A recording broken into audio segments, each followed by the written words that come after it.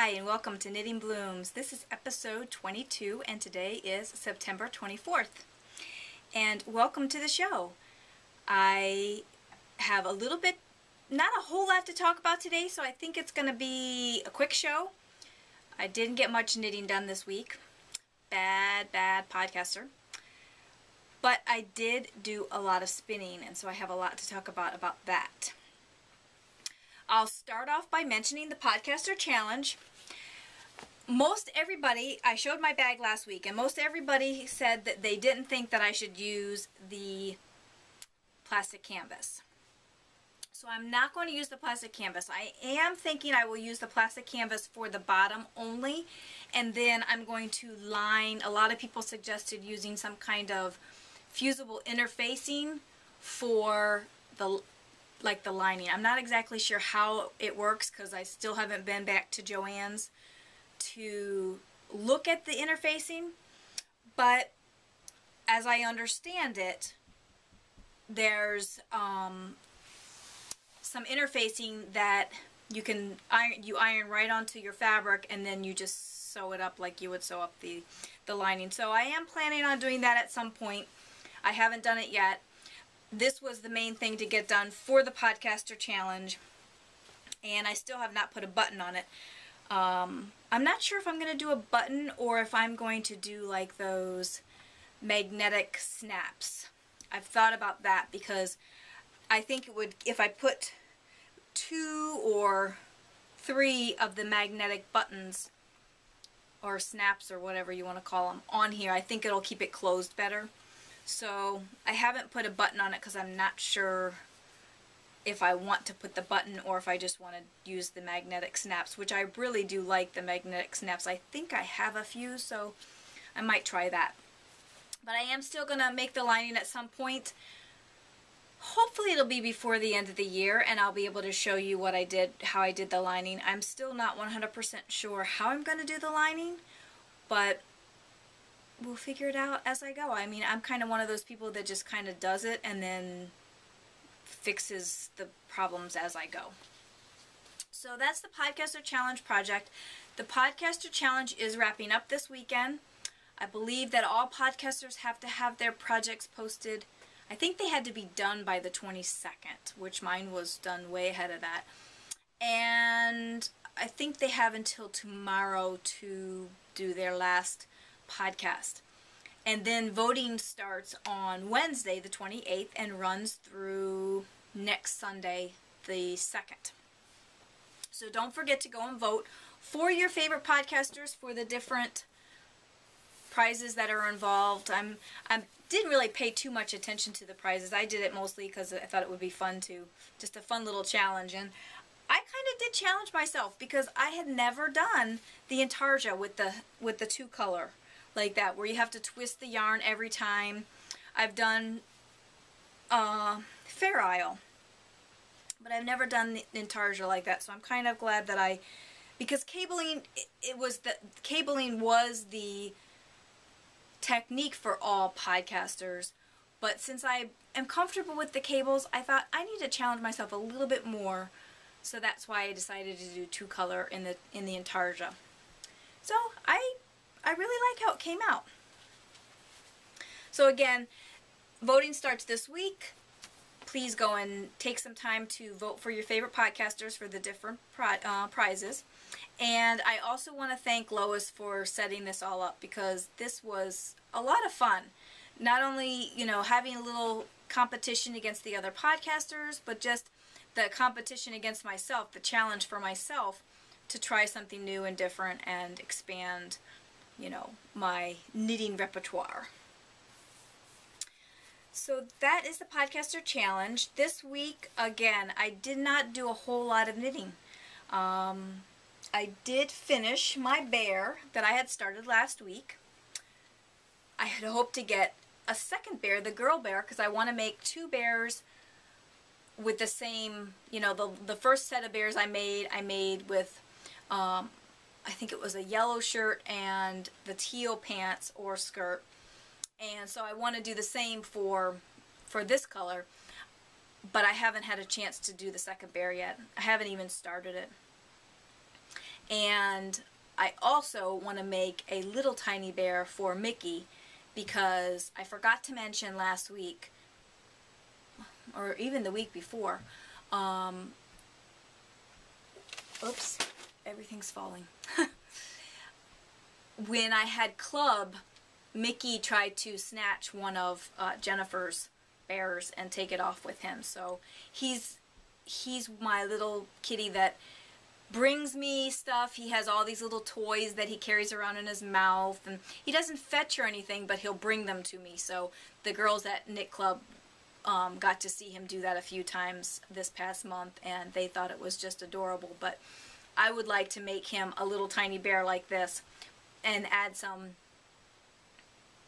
catnip inside there. And I was just going to use, with all the sock yarn that I have for my sock yarn blanket, I figured I could definitely come up with some yarn that I could make a little tiny bear for him. So that's going to be fun. I'm hoping, I don't know if I'll get it done this week. We'll see how things go. I had hoped to get it done last week, but again, not much knitting going on. But I did finish the bear. I am still struggling with the face and the ears. I don't know what it is. I just had such a hard time. This bear looks like it's got more cat ears than bear ears, and the face is okay. I mean, it's cute, and I used Vicky from Dragonfly Swords. She did a little tutorial on how to do the bear in the round. And she mentions how she did her neck. She did the Kitchener stitch on the top, and then left a long tail and ran it down through the head, and then used it around to be able to cinch in the neck on the bear. And I really thought that was a great idea. So that's what I did here. I just did a running, not even a running stitch. I just went in and out of the columns of stitches, and then just cinched it tight. And so that worked out real well. And then on the paws, I cast on down here on the feet with just the generic cast on that I use for toe-up socks. And I want to say it's a Turkish cast on. But instead of doing the Kitchener stitch on the paws, which I did on my first in the round bear, I knit to one row short of how many I was supposed to knit for that color, and then I did a knit two together all the way around, so I had half as many stitches. And then instead of Kitchenering those half stitches, I just ran a thread through the stitches to kind of clip them off, and then I wove in my ends. And that was a suggestion that was made by Lolly T, Laura, on the board as well, because I asked her, you know, how she did her paws. But that is my one finished object of the week. That's it. I think last week I was only up to just just about the pants section last week, and I finished it up way earlier in the week. In fact, might have been even Monday or Tuesday, and I just haven't done any knitting since then. I did do a little bit of knitting. I did some knitting on my basic socks. I think last time I just had a couple of rows on my one sock. I did increase my... when I started these again, I think the first time I did them, I cast on 13 stitches at the toe. And again, when I talk about stitches in my sock, I talk about the one side, because it's always doubled. The other side is always the exact same amount. So I think in terms, I know a lot of people think in terms of total stitches around, and it might make more sense for people who do the double points. But for me, I think in terms of one side of the sock, and then it's always doubled. So I cast on 9 stitches this time, and it made a little bit pointier over a toe, a pointier toe. And then I increased to 27 stitches. If you remember when I talked about this before I ripped them out a couple weeks ago, I had cast on I think I'd cast on 13, and then I increased to 23. And that was just way too small. Now, I haven't tried these on yet, but they're looking like a good size. I'll probably try them on a little later. I did start the second sock and got it increased to 27 stitches, but then that's where I stopped. I didn't do much further than that because I do want to try on this other one. But I think it'll be better because I definitely know that 23 was way too small. 25 was still seemed like it was a little too small. So even though the 27 looked pretty big, I think it's going to be okay. And if not, so I'll make these socks and they'll go to somebody who has slightly larger feet than me. But I am really liking the yarn. Again, this is Socks That Rock, medium weight, and it's in the Puck's Mischief, I think. Yeah, Puck's Mischief colorway. And with the number of stitches that I have, which is 27 or 54 stitches total, it's coming out with a very nice patterning with the yarn. It doesn't seem to be pooling, and I just really like it. I'm just doing a basic stockinette sock. I'm not sure if I'm going to add a pattern when I get to the leg. I usually decide when I get there. So that is all the knitting that I did this week. That's it. No more knitting. I had every intention of working on some of those other projects that have kind of been on the back burner since the Podcaster Challenge, and I just didn't do it. But I did spin a lot, which is good because I haven't been spinning in a few months, really. I've a little bit here and there, but nothing significant. So I did spin this week on both the Yarn Hollow BFL and Tussah Silk and the Four Rivers Yarn and Fiber. This is the Yarn Hollow BFL and Tussah Silk. And if you look at my previous picture of this, I did quite a bit of spinning on this week. And I really got into a groove. And I went back and forth between using my spinning with my right hand and drafting with my right hand to spinning with my left hand and drafting with my left hand. I guess I like to be balanced, so when my one hand gets tired, I switch to the other hand. And it does take a little bit more practice to get comfortable spinning with your non-dominant hand, but you can do it. What I have found this week is that if I start spinning with my non-dominant hand, which is my left hand, if I spin and draft with my left hand, if I start with my left before working with my right, then for some reason it seems easier. And then when my left hand gets tired, I switch to my right hand, and then when my right hand gets tired, I switch back to my left hand. So if you only spin with one hand and your arms get tired from holding that up all the time, try to be ambidextrous. I guess I just try to do that with everything. Now, I haven't got real comfortable spinning and drafting with my left hand on the wheel. I draft almost exclusively with my right hand on the wheel. But I have practiced. I don't do it as much. I don't practice as much as I should, because if I practice more, I'd probably get better at it.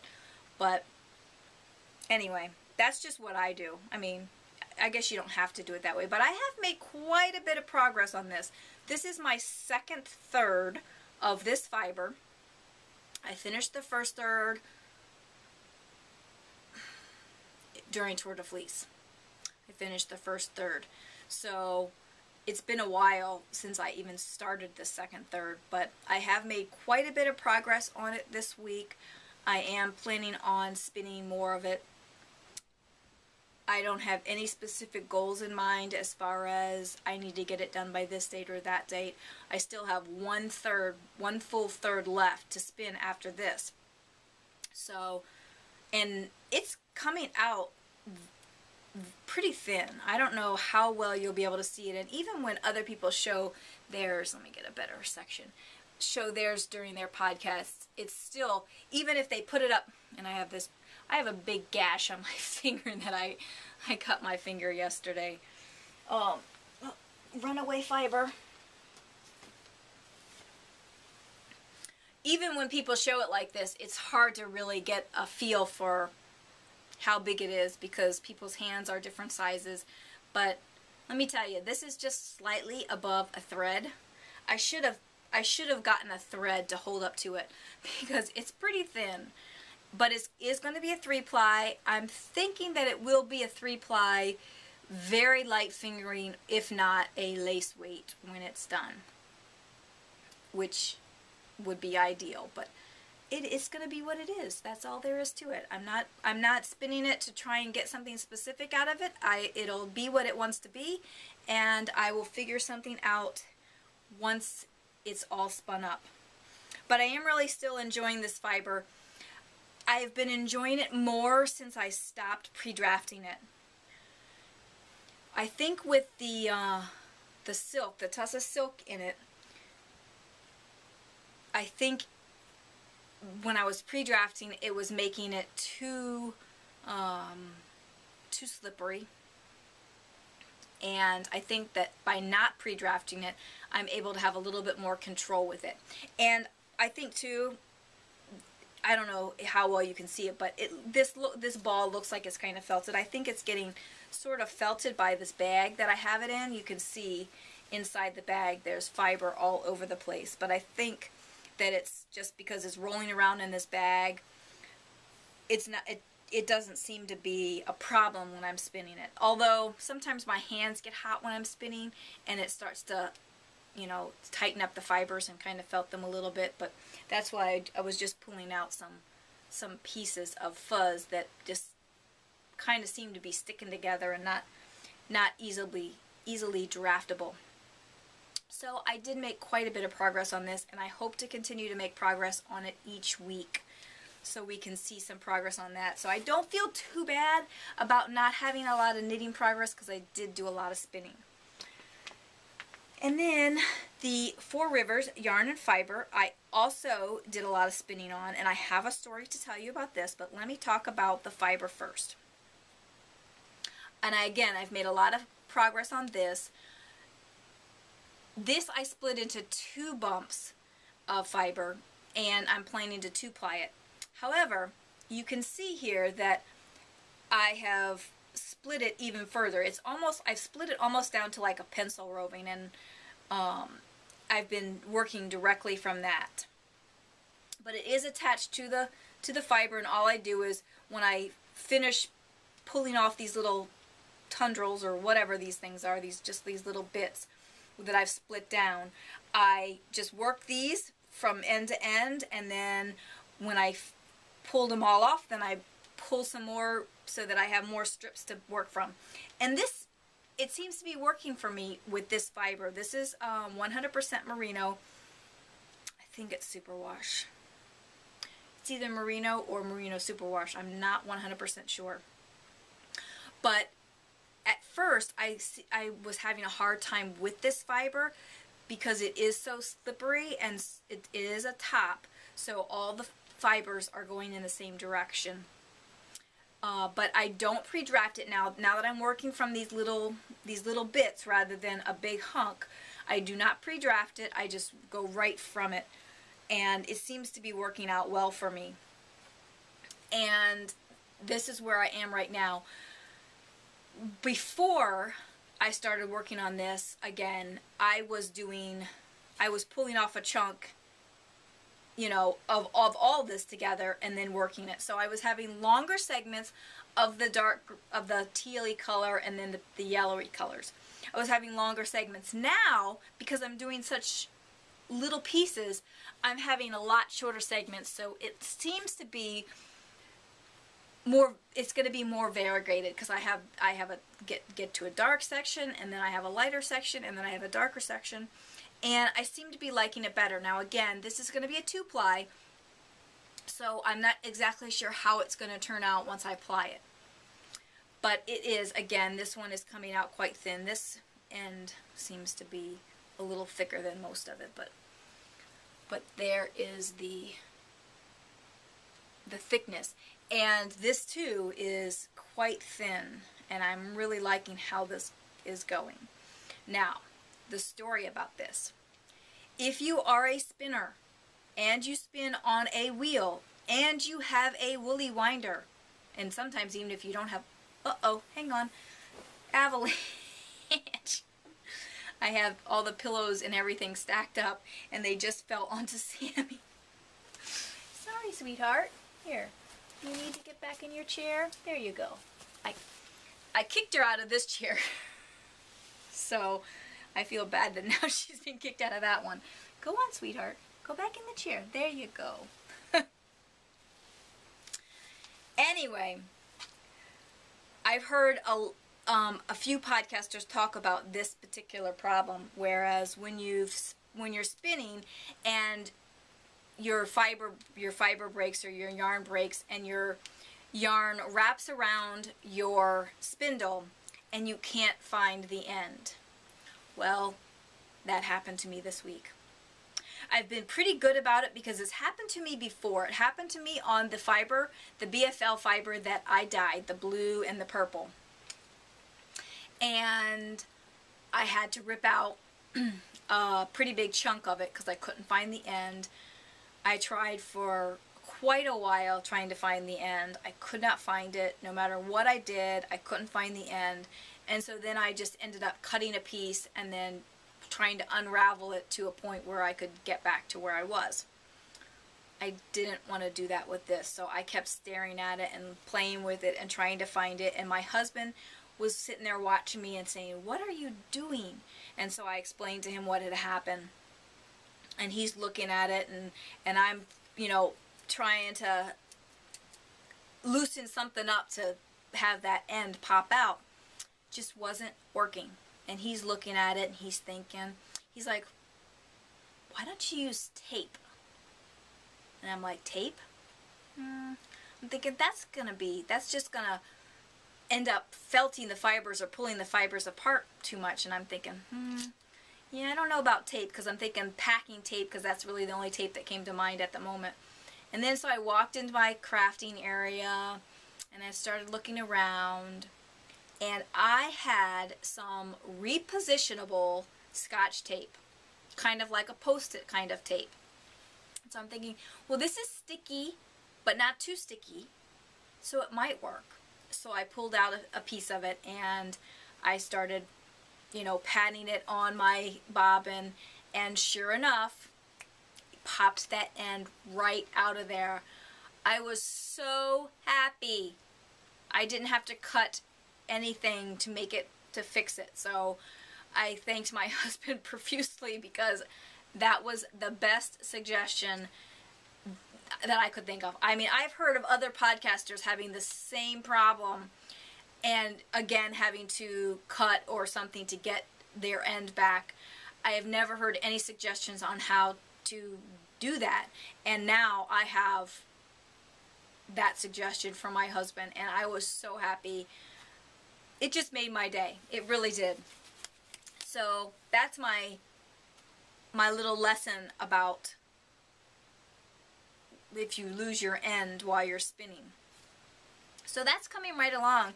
I didn't weigh my fiber to tell you how much I've done on that, but I have done quite a bit in the last week on this fiber. I've pretty much been sitting down and at least spinning 2 or 3 sections every night. Like when I say 2 or 3, I'm talking about my little pieces that I have divided out. So in 2 nights, I can usually get 1 segment about this long done. So, I mean, it doesn't seem like a lot, but when you're spinning as fine as I'm spinning it, it takes a long time. So that is the gist of my spinning and my knitting content for the week.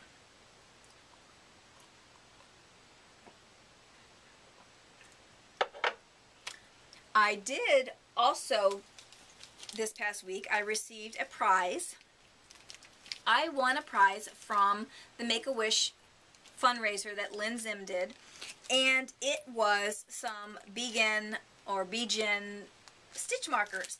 And I've been wanting some of these, but every time I go to her shop when I'm thinking I want to order something, there's never any stitch markers. So this was the perfect prize for me because I have been wanting to try some of these, and I love them. I haven't actually used them yet, but oh my goodness, I'm going to try and pull out one of these small ones.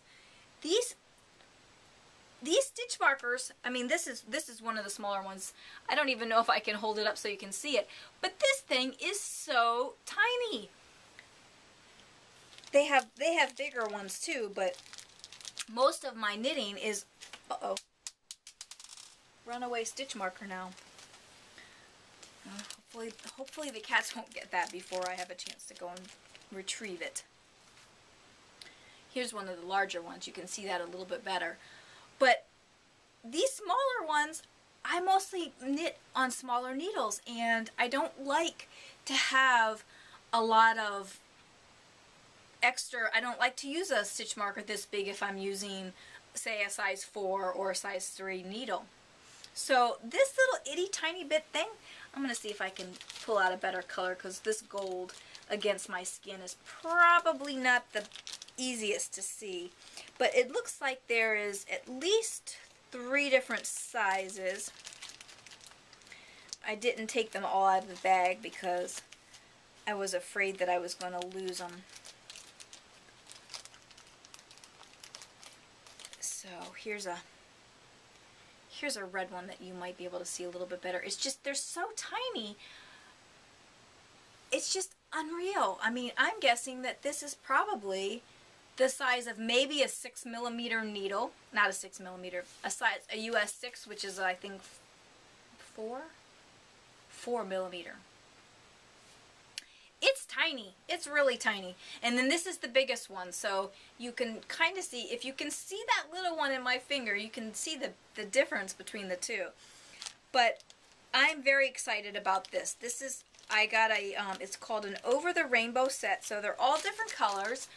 And again, I think there's 3, nope, there must be 4 sizes in there. I'm seeing 4 different sizes. So I think there's 4 sizes in there. So that I won that from the Make-A-Wish fundraiser from Lynn Zim. So that was really, really fun. And that brings me to some of my new purchases, which I have to get this thing that fell on the floor.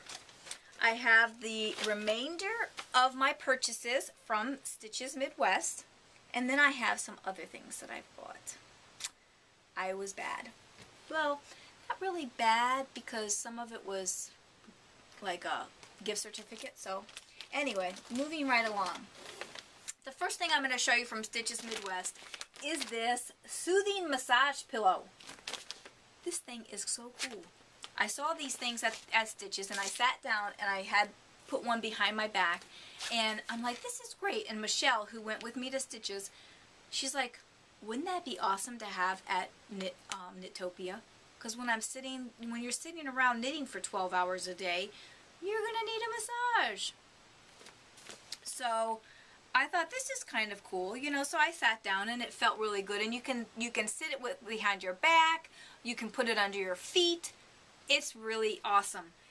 And the more awesome thing is that it's pressure sensitive. Let me see, I put batteries in it. You probably, I don't know if you'll be able to hear it, but the cats can hear it. But, so if you put it behind your back and you get up, you don't have to worry about turning it off when you're not using it, when you're not, you know, sitting with it on your back. But as soon as you sit back down,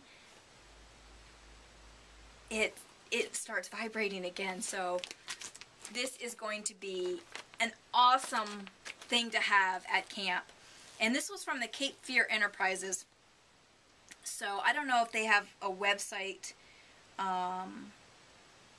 There's no website on here, but there is an email, which I'll link in the show notes. So if you're interested in getting a massage pillow, I want to say it was pretty expensive. I think it was $65.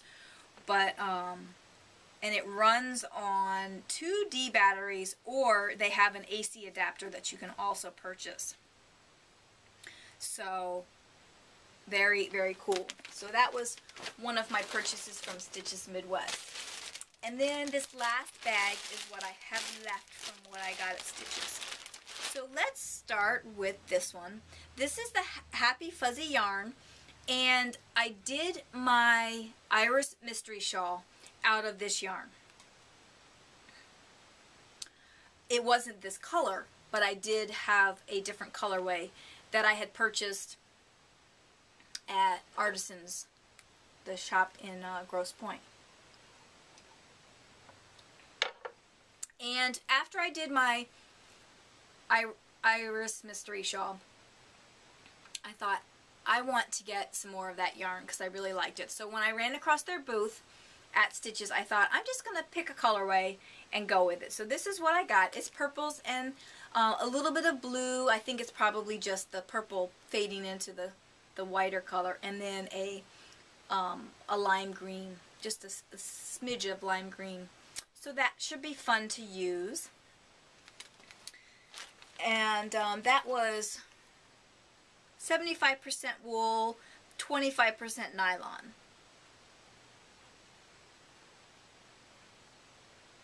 And it must be superwash because it says machine wash in cold, tumble dry, low. So it's got to be superwash.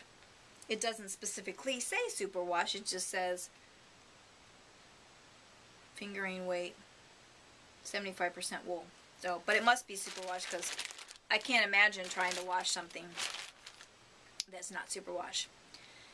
The next thing is Zen Yarn Garden, and this is their Serenity Lace 2, and I would say it's a pretty heavy lace weight. I was thinking I was going to make socks with it, but I'm not sure if it's going to be too thin for socks. But it is their 80% superwash merino, 10% cashmere, 10% nylon. It's a 2-ply. Yeah, it is a heavy lace weight.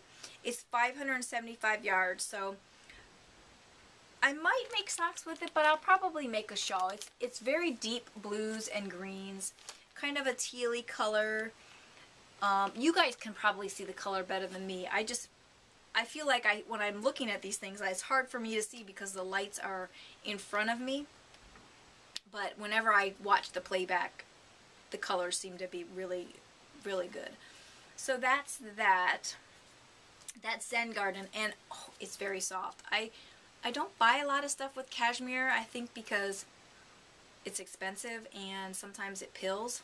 Well, maybe it's just been my experience, but because I think the only thing that I really used cashmere in was Merino, and I think that yarn specifically pills. So it should be fun to work with. The next thing I got was from Holiday Yarns. This is their Flock sock yarn. It's 400 yards of 75% superwash merino and 25% nylon. And I decided to go, this is their orchid colorway, and it's kind of a green with a little bit of a pinky purple. And most of the things that I was getting at Stitches were bright colors, and I just thought or dark colors. I just thought I need to get something that's a little toned down. I'm not sure if I'll do socks or if I will do a shrug or a shawlette or something with this, but that's that. And then I have from Fiber Optic. This is their Footnotes, and boy, oh boy, that Fiber Optic booth at Stitches, that they had the most vibrant colors. I could not believe all the different colors. It took me a long time to figure out what color I wanted to get, and finally I had somebody else choose the color for me because I couldn't make a decision. I couldn't buy both skeins because it was one of the last purchases that I made. I was going back specifically for this, and I was buying a shawl pattern at the same time. And so I just said, okay, it's between this one and this one. And I said, I had the lady that worked at the booth choose which color I needed to get. And she chose this one. And I'm very happy about this color. I'm sure that at some point, at this moment, it's been, what, almost a month since Stitches Midwest. I can't even remember what the other color was, but all I remember is that the colors were so gorgeous. So, and I want to say, I'm trying to think of which pattern I got for this, but it was a pattern that I purchased at their booth that I think I'll make this out of. So, beautiful, beautiful green. And the last thing that I have in my bag is Miss Babs.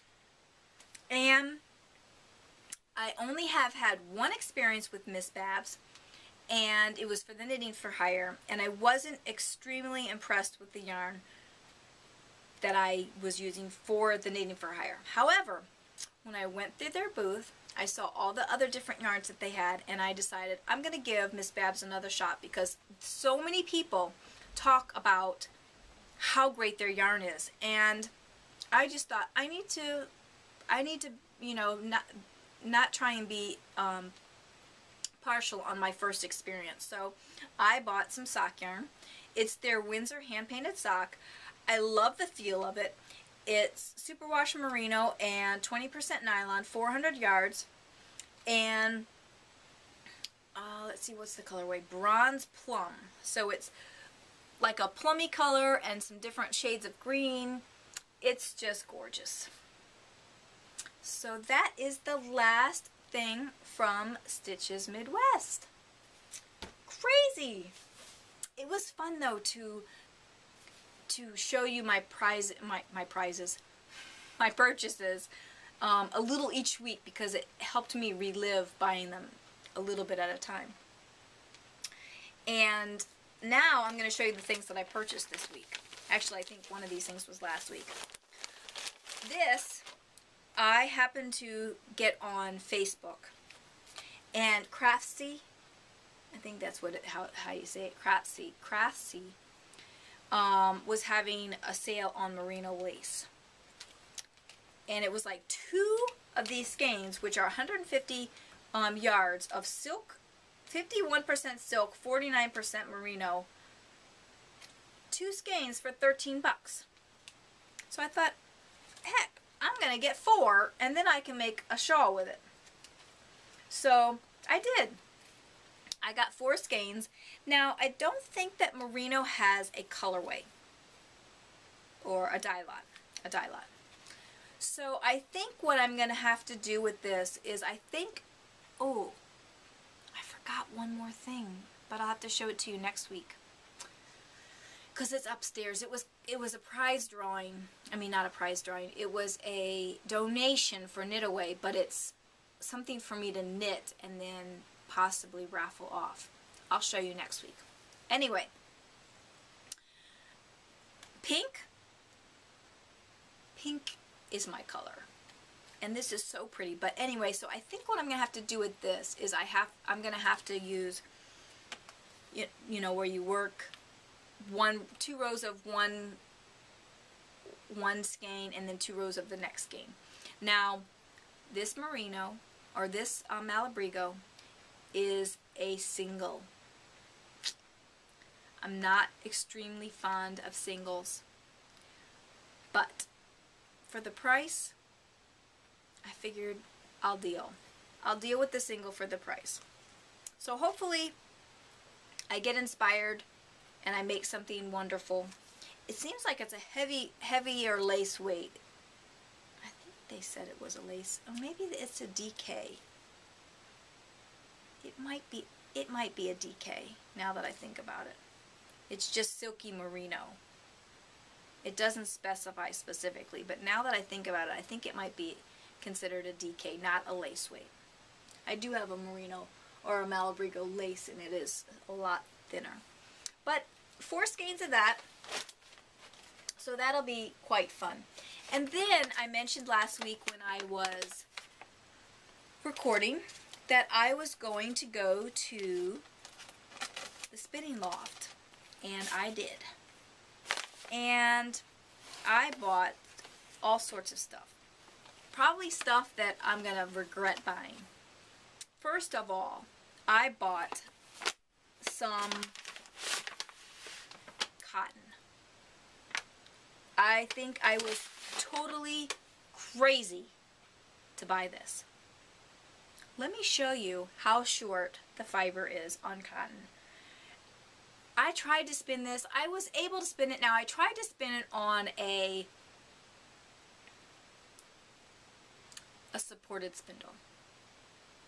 And I'm not really good about doing supported spindles, so I wasn't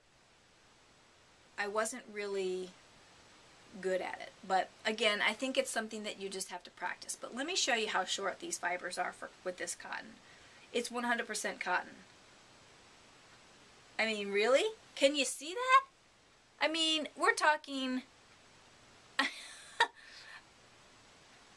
a quarter of an inch maybe that I can hold the ends. Oh, it's crazy. You might be able to see that a little bit better.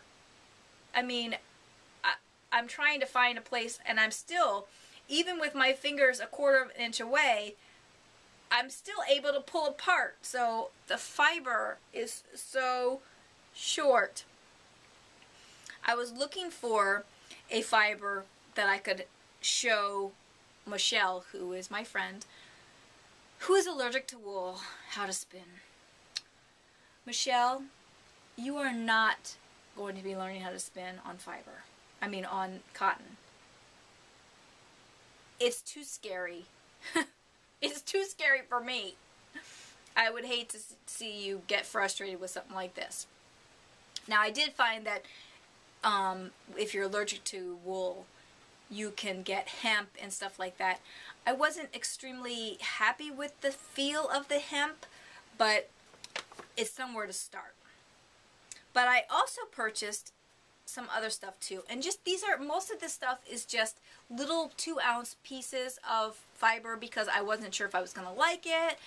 I didn't know how I was going to spin it, so I thought I'm just going to get small little bumps and go from there.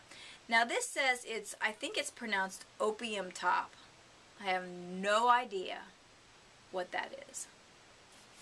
I'm guessing it's probably wool, but I'm not sure.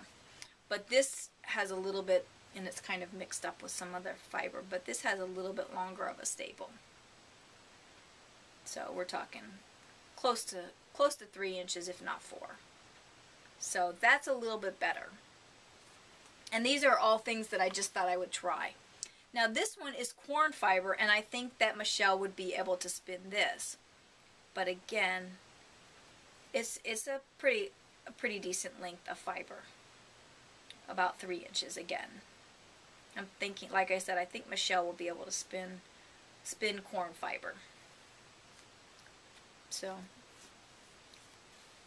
and then this one is sea cell. And this one has a little bit shorter of a staple length, but it still seems pretty decent. I was kind of nervous about this type of fiber, you know, the sea cell or the corn, because it feels a lot like the Tussah silk in the one I'm spinning now, and I was nervous that I wasn't going to like it. But these are experiments, you know. These are not specifically to make something specific with. It's just spin it up, see how it goes, see how it feels. And again, I wanted to have something so Michelle could try it out. And then I have Surrey alpaca and mohair. I think this one scares me the most. At some point I will practice this. This is so soft. It's scary, but it's so soft. But the fibers, they're so slippery. I mean, just separating the fibers out, it's like somebody with really straight hair. I mean, my hair is not straight. My hair is curly, so it's not even very smooth. But this is extremely smooth. Oh my gosh. That is going to be scary to spin on a drop spindle, definitely. I might have to spin these on the wheel because that is just very scary. It's so smooth and so soft. And then I bought a big bump, and I won't pull this one out, but I bought a big bump. It's 8 ounces, and it's BFL and silk. And this is soft too. Nice. And I'll probably dye this up at some point, but this feels oh so soft. And it's smooth, and it just feels yummy. And all of these things were from, I bought all of these things with a gift certificate from when I purchased my wheel. I received a 10% off my next purchase, and I just haven't had a chance to get out there. And now I've got fiber flying everywhere.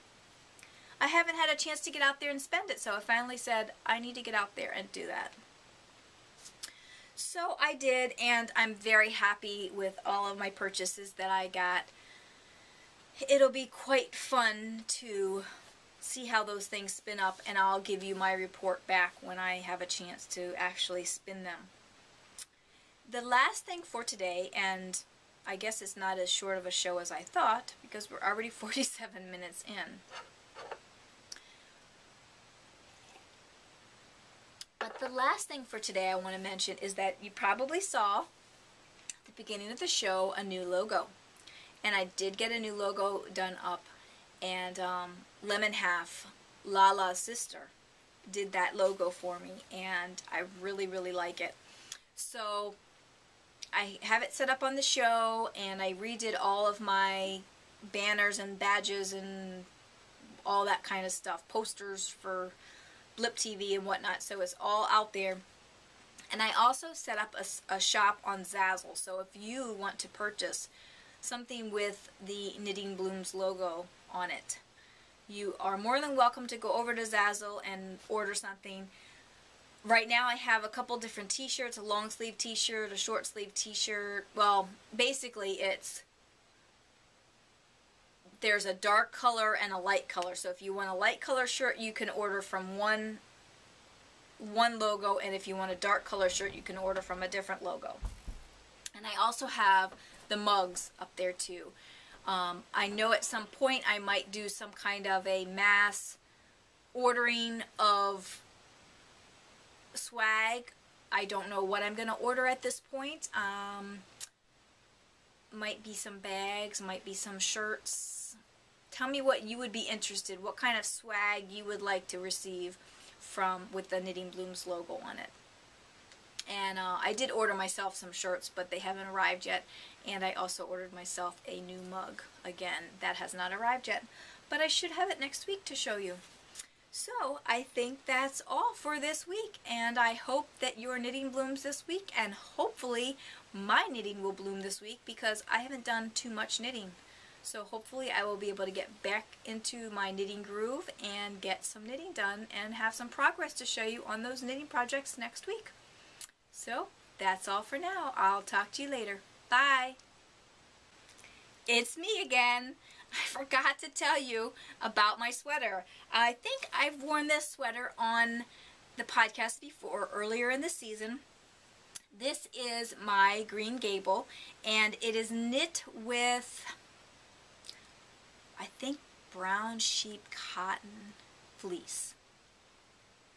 I think that's it. Brown sheep cotton fleece. I'll link the my project page in the show notes, so if you're interested in checking that out. I really like this sweater. I'm not extremely thrilled about the neckline that kind of rolls a little bit, but the way that the pattern's written, the way that the sweater fits me, I really like this sweater. It's it's definitely a sweater that I will knit again, maybe out of a different fiber, maybe out of 100% wool or in a long sleeve version. I'm not sure, but it's definitely a project that I will knit again. So that's it, and now I'm really going, and I will talk to you next week. Bye.